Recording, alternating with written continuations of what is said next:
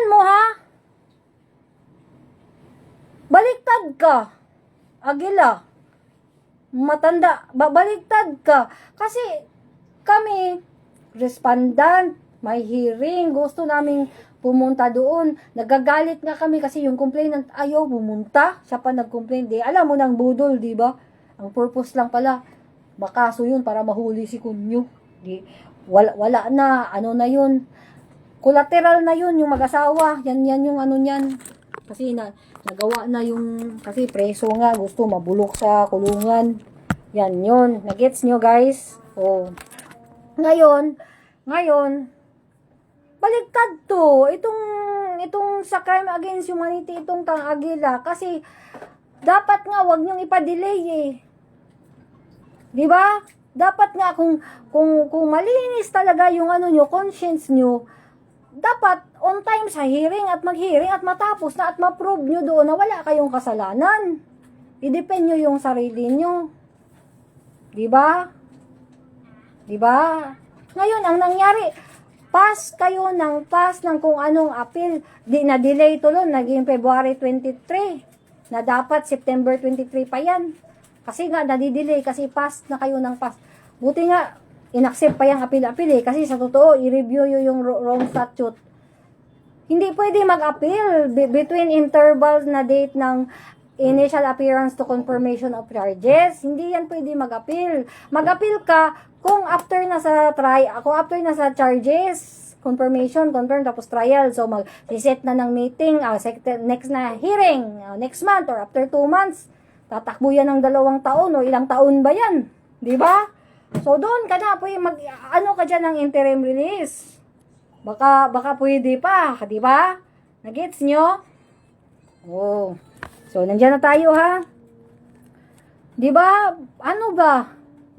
Hindi, latagaw ba? Anong reason? Hindi, wag mag-ano kasi hindi nga natin tatanggapin kasi kung present tayo, tinanggap na natin na may jurisdiction sila, i-accept na natin. Dapat hindi natin, oh my gosh, nag-hearing na nga may confirmation na nga meaning ang jurisdiction doon na talaga. So dapat, ang gagawin nyo na lang, i-depend nyo na lang ang sarili nyo na hindi kayo yung kumalabit, wala kayong alam, hindi kayo yung nagdala ng cellphone o ano ba, hindi kayo, iba yun. I-depend nyo yung ano nyo, yung mag-stick kayo kung ano yung argument. Diba? Kasi, tapos hindi pa kayo aatin, kung hindi ka aatin, kung example talaga, confirm, mabigat ang ano mo, may substantial, tapos trial, tapos tagilid. Hihingi tayo na ang palusot na lang natin, matanda ka na Paano tayo pagbibigyan yan na pag-appearance, hindi ka nga nagpapakita kang wala kang respeto sa korte. Diba? Yan din yung point ko.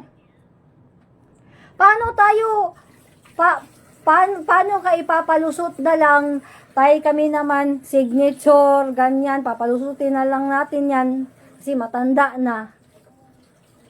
Tapos, biglang sasabihin na, hindi yan sumurrender, kinidnap yan, patay tayo yan. Hindi tayo mapapagbibigyan yan ng interim release kung ganyan.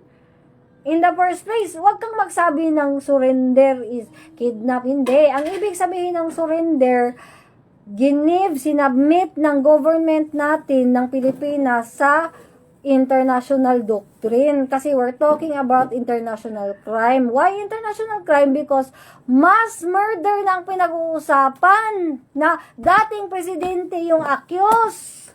Kaya international. Yan, nagawa yan lahat. Bakit yan alam ko? Dahil nga, napawala nga yung papa ko, rebellion yung papa ko, armed conflict yung papa ko, counterinsurgency yung papa ko, na baril na yung ginamit. Ang nag-save din sa kanya, amnesty sa labas na ng international na pang Geneva Convention. Yan yung nag-save din sa papa ko, pati kang Joma season. Yang sa mga human rights, inano na namin sa international. Kasi kung dito lang, diba? Nagets nyo? Kaya yan na ano yan sa international human rights. Kasi maraming mga pangyayari, dito sa third world na pera lang ang katapat, kakatayin ka na parang manok. Naintindihan nyo, guys? Dadalhin na lang mo kayo sa pangbula-bula technique eh. Amazona technique na pangbula-bula eh. Tay kami naman, magpapaano na lang tayo, ipapaano natin yan. Tapos bigla nyong sasabihin na hindi namin yan kinidnap niya yung sinorender, hindi yan sumurender. Ano ba? Literal man yung pag-intindi nyo. Hindi man siya pangloy. Ang meaning ng surrender, sinubmit, deference siya na act ng executive body. DOJ, sinabi, kasi ang pinag-usapan dito, international na. So, meron kasing obligasyon, international doctrine, tayo, incorporation, approve yan, kawa nga yan ni Miriam Santiago, na kailangan tayo mag-comply kung anong isasabi, kung ano ang pinapa-comply sa atin ng international na policy. Okay? Kasi about siya sa treaty, hindi siya sa state. We're not talking about state na here. Kaya wag niyong isasabi-sabi yung extradition, mga ganyan. We're talking Rome Statute is a treaty. Hindi yan state. Hindi yan location, hindi yan kung ano-ano, treaty, yan pinag-usapan yan. So, ang i-establish siya na form na organization, ICC. Ang ICC, court yan, Court yan, International Criminal Court. Bakit yan ginawa? Yan na yun, mga heinous crime na pinagagawa sa buong mundo. Na hindi na pwede sa Rwanda lang, sa Africa lang, nag-ethnical cleansing. Dito sa hindi, kailangan mo na siya i-international. Kasi para ma-refrain yung mga impunity level na pinagtatakpan dahil nga malakas, anak yan ni Mayor, anak yan ng Presidente. Naintindihan nyo? Hindi tayo mag-forever na kanto-kanto na lang dito ng salita kasi kinakampihan ko kayo eh. Naintindihan nyo?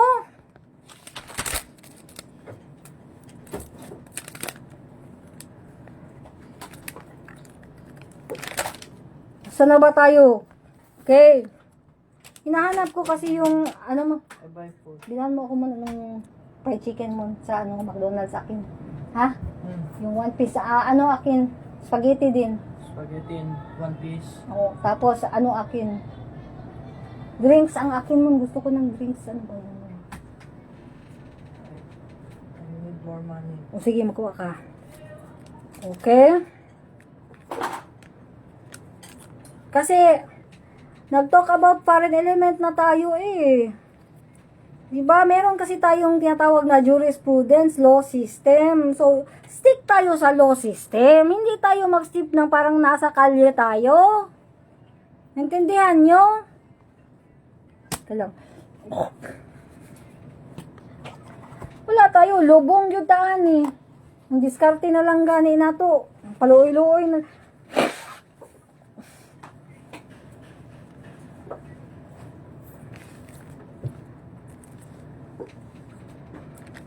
Diba? Executive right man prerogative yan ng executive body sa isa ka government. Executive, President, DOJ. Mo submit ka sa foreign policy. Nakapirma ta na. Basi pag ingnon pa ninyo na wala na ta, withdraw na ta, pero member pa rin tayo sa international doctrine, sa law of the land. International crime. Saan na ba to?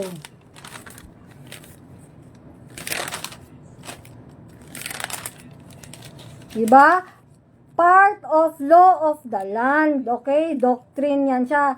So, Rome Statute, inano pa nga yan ni Miriam Santiago, 2009, Article Section 2, 1987, Doctrine of Incorporation, meaning if there is an international treaty, international law, okay, part tayo sa doctrine na yan. So, yan yung bridge ng Rome Statute to Philippines. So, part tayo niyan. So, wala nang gusto pa mag-topic pa tayo ng jurisdiction. Ito nga, tapos na ang usapan eh. Diba? Hindi nyo man mapipilit yan. What you want drinks, man? Sprite. I like Sprite, okay? I like spaghetti also, okay? And buy Gwen French fries, okay? Thank you, love you. Okay? Imagine mo, ito count 1, DDS killing. Count 2, yung sa president time na high value target. Okay? Tapos, count 3. So, hindi ko na lang isasabi yung mga lista-lista nyo. Di ba? Count 3, barangay clearance. Ito nga, yan ang kalaban ni Kunyo na pinanalo ko na nasa ano nga yan drug, din yan ewan ko bakit yan nakalusot, anong pinag-usapan dyan na, kasi STL operator din yan di ba? Binigyan na kayo, tingnan nyo binigyan na kayo ng pattern na style kung ano dapat gawin May yunatap na bago lang na STL operator, dating tao ni Duwinde. Yan pa lang, hint na yan kung anong dapat nyong gawin para paglinis. STL operator siya yung nagdadala. Yatap. Yan pa lang, binigyan na kayo ng kung anong dapat gawin, kaso hindi man kayo marunong. Gusto nyo po man yan makalkalan, gusto nyo ng labanan talaga. Diba? Ano kayang meron dyan na gusto pa niya yung diba? Kasi marami nakalista yung ama niyan yung matanda. Diba? Yung ama niyan. Noon, taga-bantay lang yan na magbilang sa waiting Noong unang panahon. Diyan sa Lipa. Okay. Asa na ba to? Tapos na tayo dyan.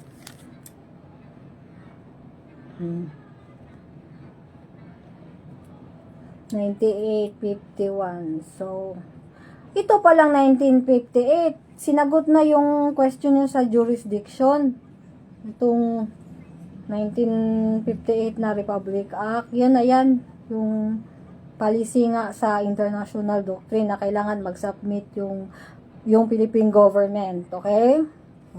Tapos na tayo dyan. Yung inaano ko, bakit pabalik-balik kayo ng jury? Bakit nyo, yung topic na natin, substantial evidence na sa confirmation of charges. Bakit kayo pabalik-balik sa yung level pa lang na hindi pa kayo dapat hinuli Diyan na dapat yun na nga mahina din kayo. Binigyan ko na yun ng warning. Diba? Kasi yan nga, matalino kasi kayo. Matalino kayo Hanggang paghulihin na kayo lahat, saka nyo pa ma-realize. Bahala kayo sa buhay nyo. Okay?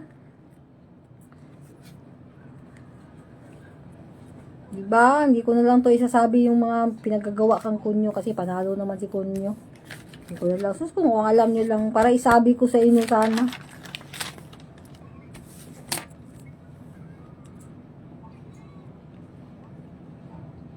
So, ano yung highlight? Before ako magtatapos, yung sinabi ko sa inyo yung July 16, 1997.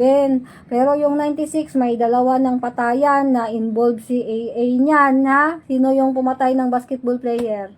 Isabi mo na, merong isa dyan na nandun. Sabi mo na, sino talagang bumaril nun? Sino talaga? Kasi yun, pag-research ni Goldini, binalikan ng kaibigan pala nyo yung kompetensya pala ni Peter L. sa drugs. May-ari ng school friendship pala nun dun sa Cebu. Okay? Tapos, scenario yan na magulo si Lito Osmeña kasi tatakbo rin siya na 1998 na presidential. Okay? Nagets nyo na? Panggulo ba? So, win-win. Kasi, gusto din nilang anuhin to Maraming lupa to Ito sa mga Osmeña. Okay? So, wala na. Damay-damay na lang ning set up na senaryo. Pero, ang totoo niyan, yung topic natin na sinabi ko na presidential election. Kaya, kasi malapit na kasing presidential election para magka-idea kayo.